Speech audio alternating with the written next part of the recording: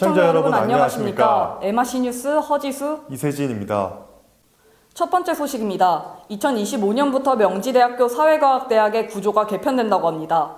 사회과학학부 소속인 디지털미디어학과 또한 구조 개편 대상에 속하여 디지털미디어학부로 변경 예정을 앞둔 상황인데요. 이에 대한 자세한 소식과 다양한 의견을 홍상훈 기자가 취재했습니다.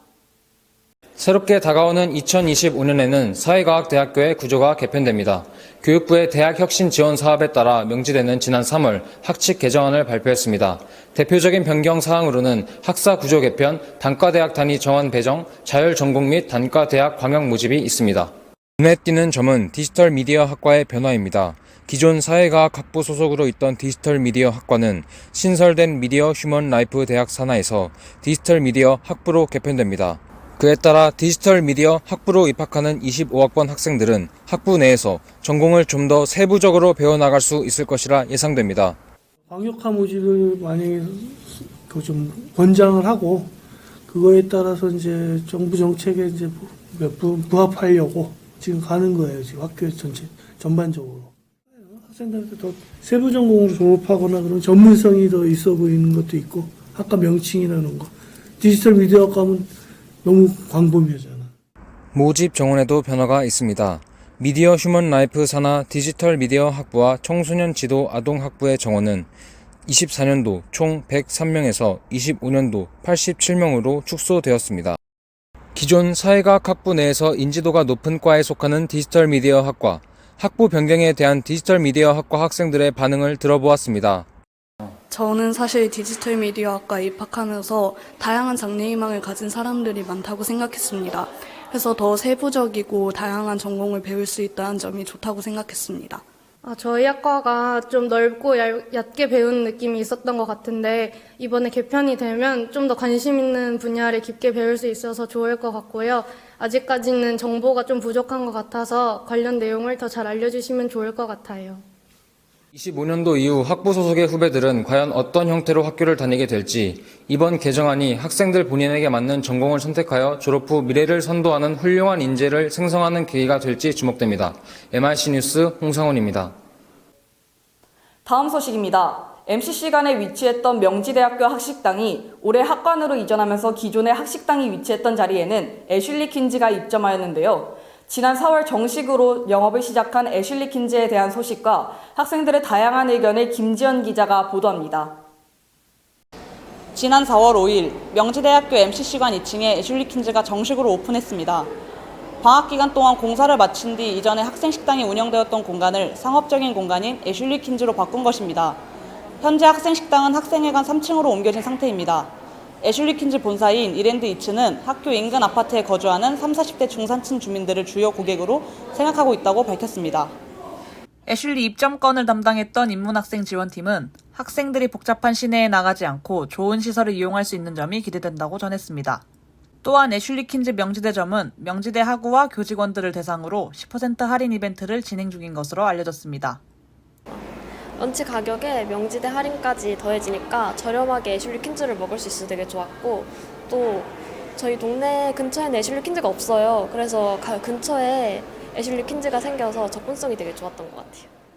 새롭게 입점한 애슐리 킨즈에 대해 긍정적인 입장을 취하는 학생들이 있는 한편 학교에 외부인이 늘어날까봐 걱정하는 학생들 또한 있습니다.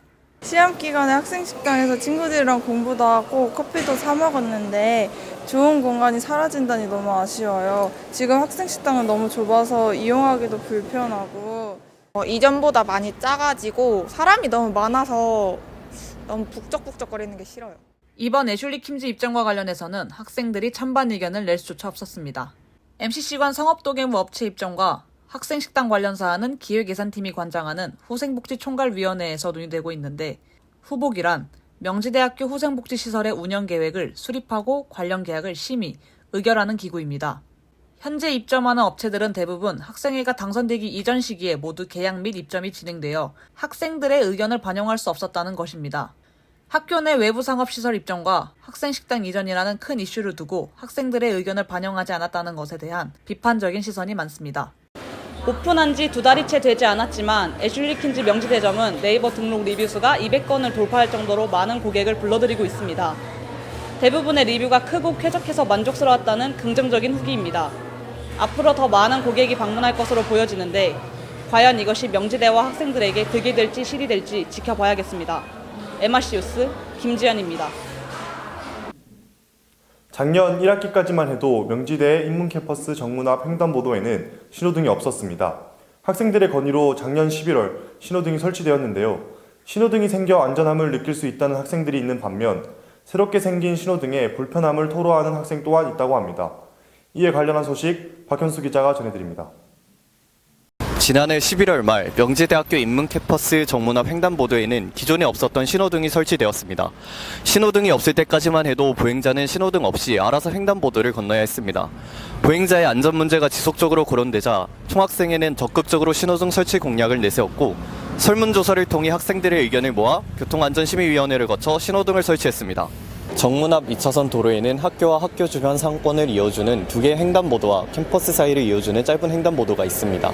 신호등이 생기기 전 명대신문이 정문 앞 횡단보도에 대한 학생들의 의견을 취합해본 결과 10명 중 9명이 안전하지 않다고 답했으며 사고 위협을 느껴본 적이 있는 학생은 65%로 절반 이상이 사고 위협을 경험해본 것으로 확인됐습니다.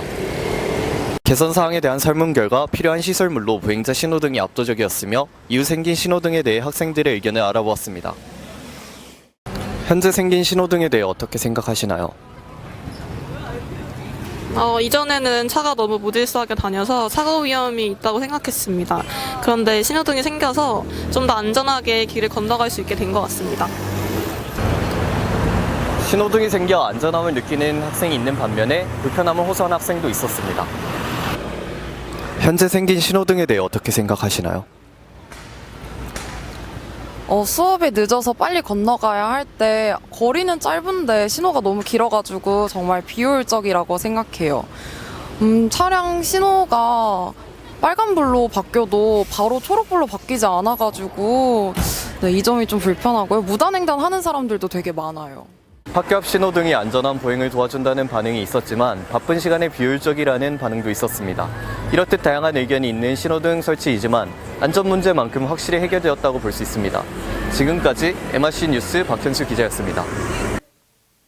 이상 MRC 뉴스를 마치겠습니다. 시청해주신 여러분 감사합니다.